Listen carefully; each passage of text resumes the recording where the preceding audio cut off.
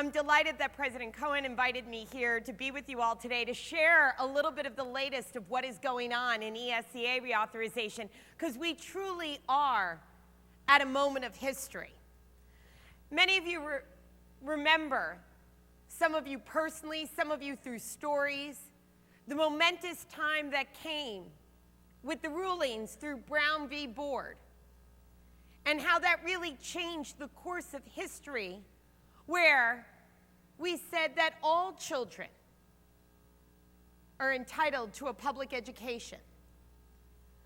What we saw is a focus on opportunity to learn. It is an opportunity. Education in the ruling of Brown v. Board is described as an opportunity.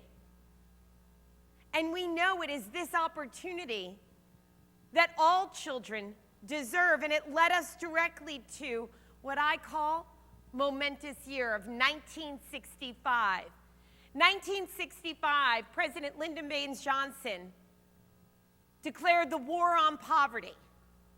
And in this 1 year, just 1 year, the United States Congress created and President Johnson signed into law the Elementary and Secondary Education Act, the Higher Education Act, Head Start, Medicare, Medicaid, and the Voting Rights Act. That's like 10 years, probably 20 years of the current Congress's output in that 1 year.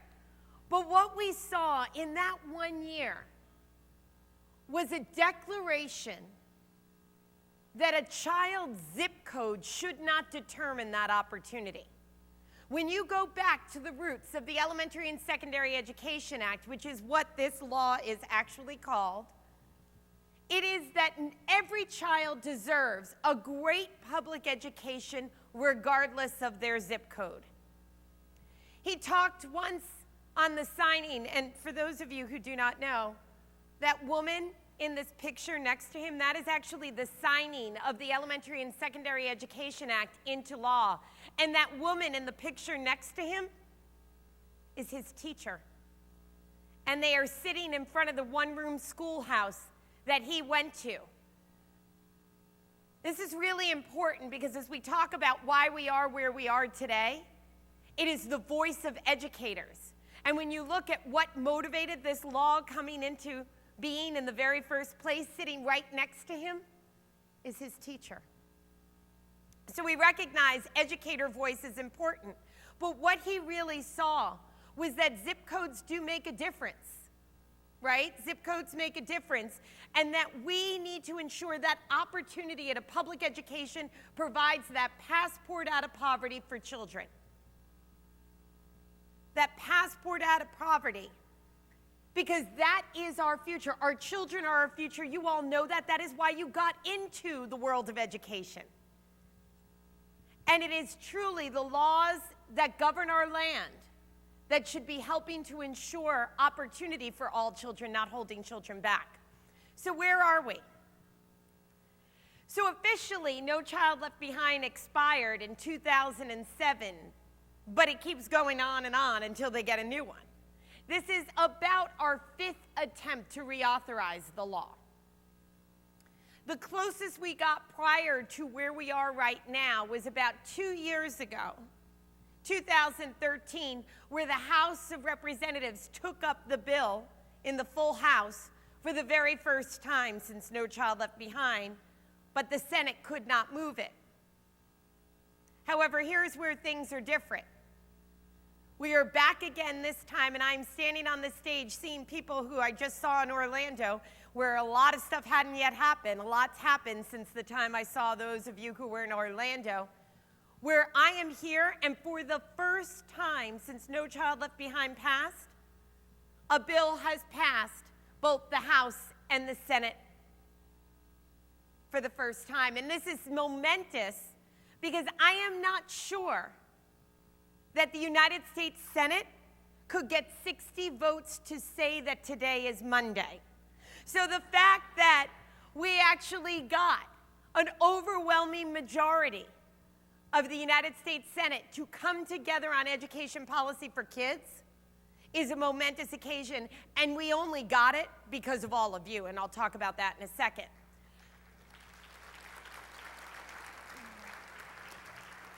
So our fantastic president, President Lily Eskelsen Garcia, looked at me early on this year, and she said, here's what happened. When we went into No Child Left Behind last time, we said, we want 30 things. These 30 things are what we want. And you know what? They gave us like 5 of them. The problem was they weren't the 5 we needed or really wanted. So this time we did not go in with 30. We went in with 3 to 4, depending on how you bucket it all. I have it bucketed on this slide as 4. So let's talk about what those are. We wanted to create a new accountability system that was based on more than just test scores. Now, I think we could all stand here right now and agree that the best thing, quite possibly the only good thing, that came out of No Child Left Behind was disaggregation of data. But the question becomes, why are we just disaggregating data on test scores? Why aren't we disaggregating who has access to higher level coursework? Who has access to arts and music? Who has access to school counselors, school librarians, school social workers? And disaggregating that data. When I get in my car every morning, I have my odometer, my speedometer, my gas gauge, my oil gauge, my mileage. I drive one of those fancy hybrids, so I have a little tree that grows when I'm driving efficiently. I have an array of indicators on my dashboard that tell me whether or not I should drive my car that day. Why isn't the same for our schools? I want to show you a quick video that really gets at this point.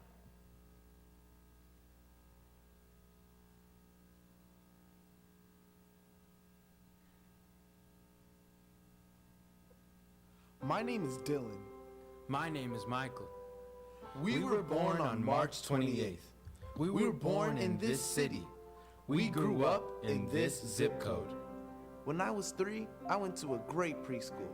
By 3rd grade, my favorite spot in the world was a school library. When I was 3, there was no preschool in my neighborhood.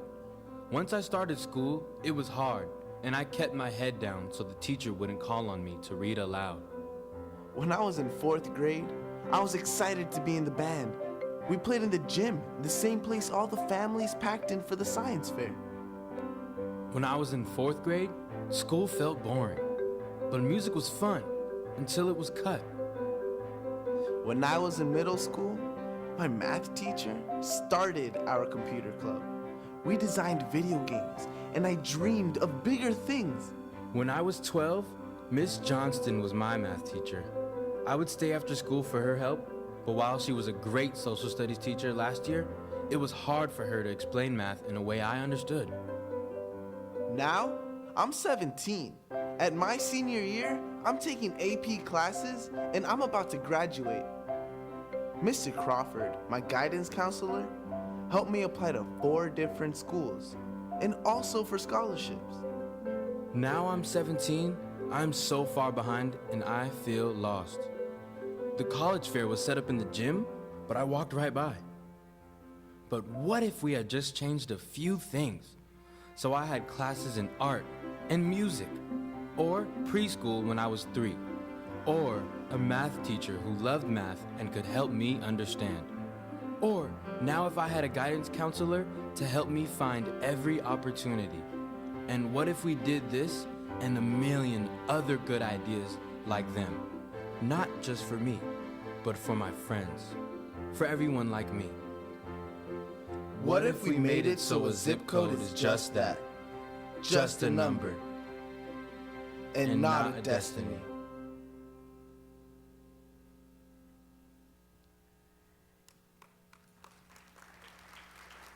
So you can see, as you all know because you live it every day, we often talk about 2 types of schools. We talk about the schools that are not meeting the mark overall and in subgroups. We talk about the schools that are meeting the mark overall, but when you disaggregate what's going on in subgroups, you see there might be an issue. But what about the schools that are just doing enough overall and in subgroups. But if you scratch below the surface, you realize those children are being robbed of opportunity because all they are getting is math and reading test prep.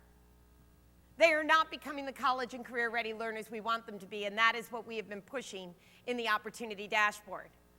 We also recognize that the second large bucket we need to do is we need to reduce the amount of testing in our schools, and CEA has been a leader at working on this particular issue. We need to allow, it's crazy, more time to learn in the classroom. Because that's what this is all about, the teaching and learning in the classroom, and moving away from a system of assessment driven by accountability towards a system of assessment driven by teaching and learning. And finally, we need to make sure that educator voices are part of the system. For the past 13 years of No Child Left Behind, what's the one group of people that have not been asked their opinion? Not been allowed to give their expertise, not being allowed to problem solve and to drive a way out. We need to work beyond that. What I can tell you, and I just wanted to flag this really quick, is the amazing work that you all have done at your state capitol, the work that we have been trying to do to move away from the annual federal assessments at the federal level. While we may not be successful at this juncture, all of this has led the dialogue on reducing assessment. Having been through every reauthorization attempt at ESEA, this is the only time there has been a national dialogue about the impact of the test and punish culture in our schools. And I really credit all of you and the work that you have done and the activism and the parents in your communities who have been speaking up, because that is what members of Congress are feeling. And we'll get to in a minute whether all of them are feeling that. I also think that it's important that this time we saw educators from across the country actually be invited to DC to testify about what children need in classrooms. And it was great. There were 3 official hearings leading into the Senate markup. And in those 3 official hearings, there were various groups and think tanks and state people, and there were a handful of classroom educators. And you know what happened? Every time you put a classroom educator in front of a group of senators, they talked about their kids. When you put any of those other people about, they talked about the adults in the system. But classroom educators talked about the children and what they are facing every day in the classroom. And I think that rang through high. So what do we have? We have the Every Child Achieves Act, S 1177. It passed unanimously out of the Senate committee. And this is really an interesting thing, because the Senate committee, everybody here has probably watched a little bit of some presidential politics. The Senate committee contains everybody from Rand Paul from Kentucky all the way to Bernie Sanders of Vermont. And yet unanimously they got it out of the committee, which was an important momentous forward momentum step. Let's talk about what this Senate bill does. The Senate bill gets rid of adequate yearly progress, goes away, no more. We also see, for the very first time, as we talked about that opportunity dashboard, for the very first time, the Senate bill will require the states to include at least one measure, I call it a floor, not a ceiling, at least one measure of those student or school supports from the opportunity dashboard. That means that Connecticut will have to decide what that measure will be, and you all need to be at the table for that. But it could be disaggregating and looking to close those opportunity gaps of who has access to arts and music. Or it could be who has access to school counselors, or you could just have both of them. But this is going to be a really important driver in closing those opportunity gaps. We also recognize that the bill included multiple indicators to help close the achievement gaps. No longer are we going to rely on a single test score to say everything people feel like they need to know about a school. There are moments in this bill that allow for reducing testing. In a moment of sheer euphoria, we actually expanded collective bargaining rights in the Senate bill. It had always been in there to protect during school turnarounds that you had to pay attention to a memorandum of understanding and collective bargaining agreements. We actually expanded the collective bargaining protections to cover all of what is called Title II. Those are the educator provisions in the bill. That means that professional development, pre-service, in-service, retention efforts, and most notably the Teacher Incentive Fund, which is the only merit-based pay national competitive grant program under the Senate bill for the very first time will be subject to collective bargaining agreements, and that's huge for educator voice in the process.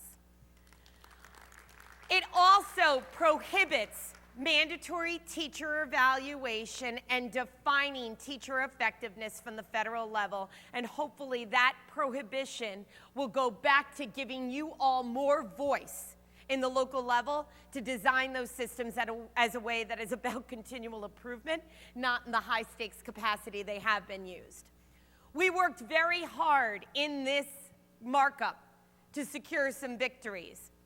Not only did we get the multiple measures and the opportunity dashboard, and that is because we held out support till the very, very, very last minute. And when you're about to oppose something that's going to be bipartisanly introduced and you are the nation's largest teachers union, they all of a sudden really care what educators think, and so we use that to our advantage. So we were able to secure those multiple measures. We also managed to work in there a pilot program that would allow the state of Connecticut to move away from state standardized testing to local district assessments that were comparable, that are more performance or competency based. Again, going to that system of assessment that is driven by teaching and learning. It also ensures that parents have the right to know what the state and local district policies are around opt-out are, and makes it clear that nothing in the federal law can prohibit a parent from opting their child out of an assessment if that is what they choose. It also takes steps to get rid of duplicative assessments. Every state, every district will have to do an audit of the assessments that they are doing. And in that audit, every time they find a duplicative assessment, they are going to have to take steps to get rid of that duplicative assessment. So while it will not lead to a reduction of the 17 federally mandated assessments, hopefully it is going to have a cascading effect at the additional state and local assessments that are on there. On the Senate floor, those of you who were with me in Orlando heard me predict that I thought we would get over 80 votes coming off the Senate floor. We got 81 votes coming off the Senate floor, which is a huge bipartisan victory. Huge bipartisan victory. There were some moments to push, and there were some moments to defend, and I just want to talk about a couple of those.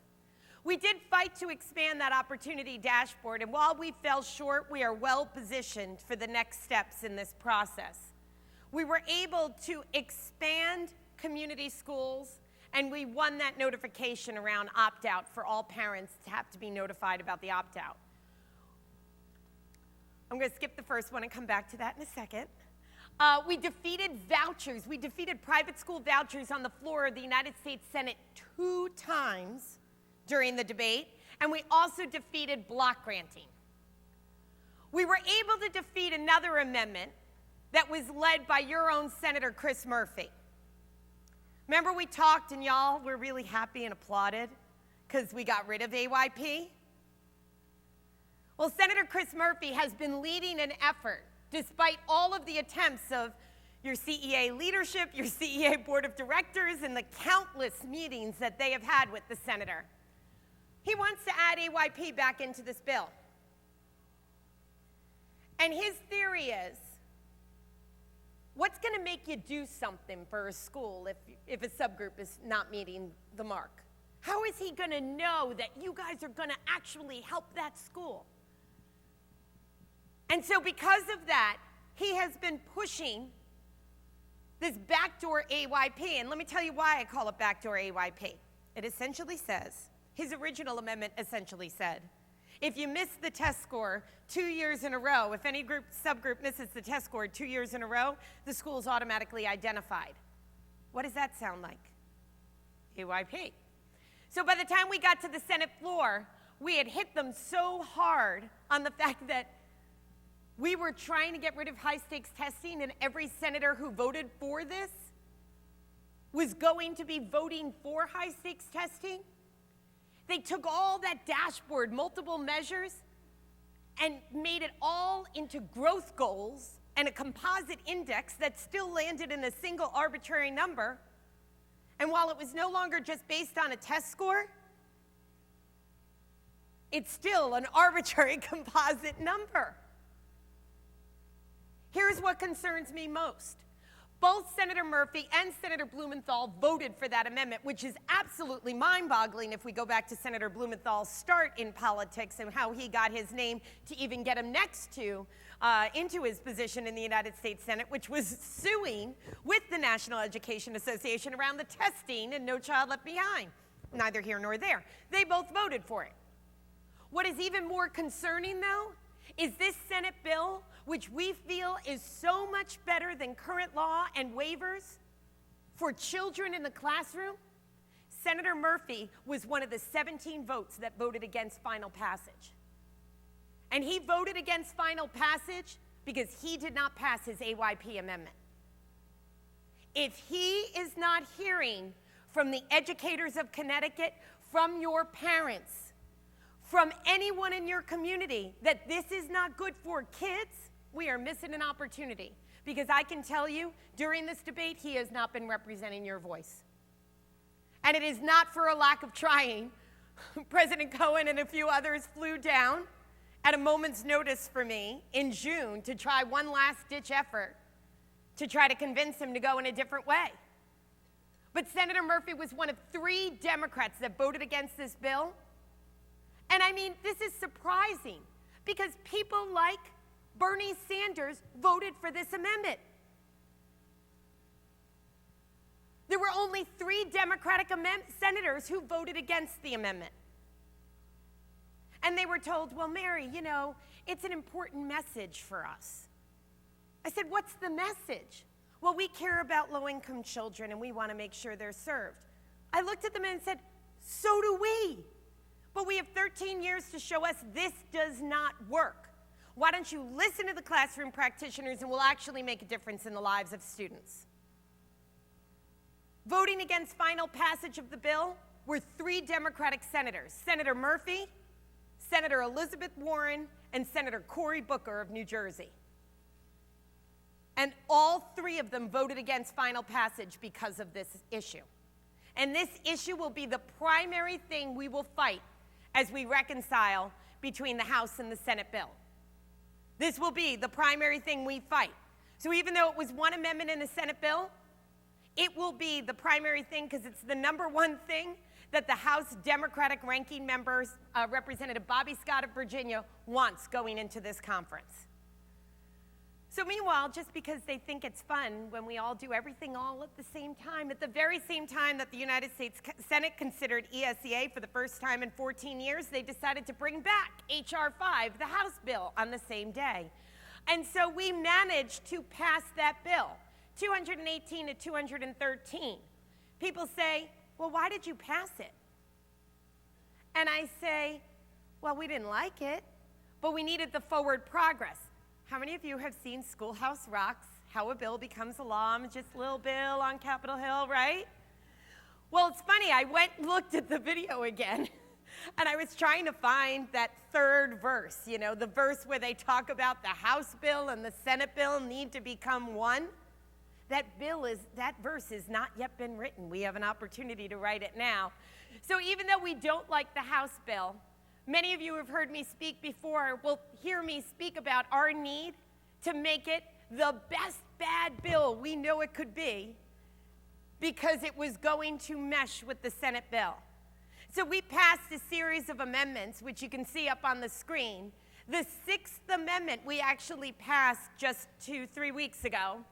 And that 6th Amendment allowed, for the first time, we don't have it in the Senate version, but in the House version, actually grants the right to opt out to every parent of the federal assessments. So where before then, it had just been if the state and local district allowed it, Under an amendment in the House bill, we actually expanded universally the opt-out right to all states, all parents from the federal assessments. So that was a major step forward on our agenda. So here's what the big deal is. This is why this time is different. This is why this time is different. These numbers right here, are actually all of you. Every one of you who has made a phone call, emailed. We have sent 213,000 emails to the United States Congress since January on ESEA reauthorization. This is enormous. This is incredible. 213,000 until you remember we have 3 million members. And then all of a sudden, that 213,000 dwarfs. We need to make sure that all educators' voices are heard.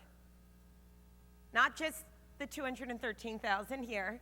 We need to make sure that as you as leaders go back to your school buildings and start the school year, you start it with an optimism that we are going to get ESEA reauthorization done. But the only way we are going to get it done is if we keep the pressure on.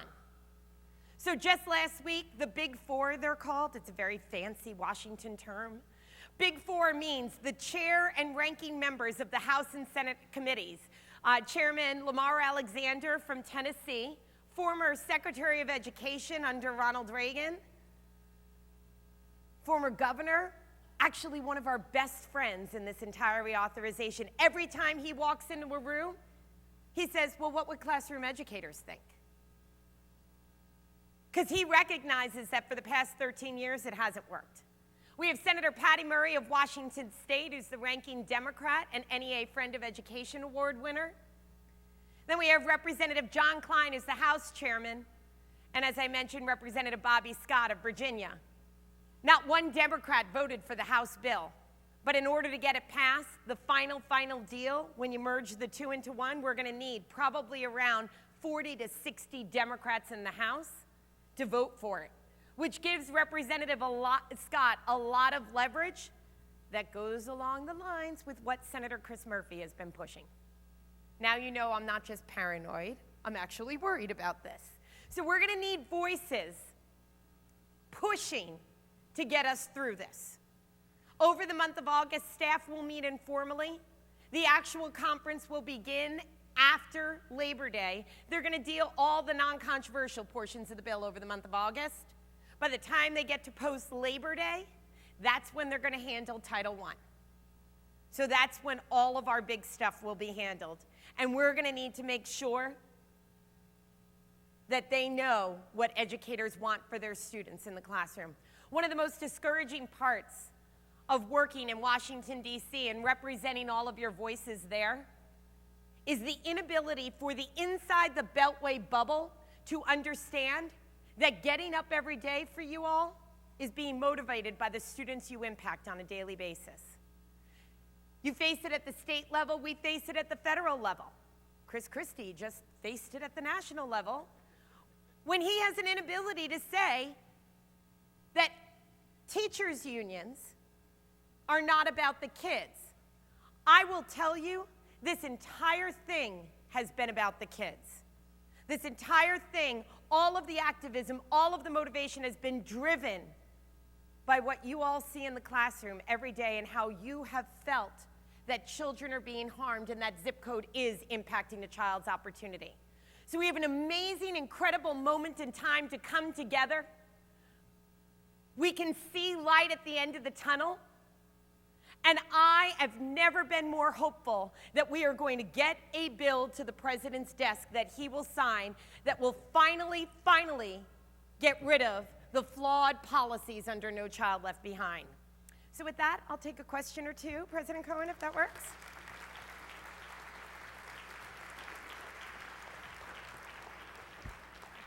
If there's a question or two, there's like this microphone thing that you speak into that doesn't look like a microphone. Hello. Right here. CEA now has the Oh, cool. There you go. presentation and Sure. can make it available to all of you. But now you have to talk into the box. Is that presentation available online?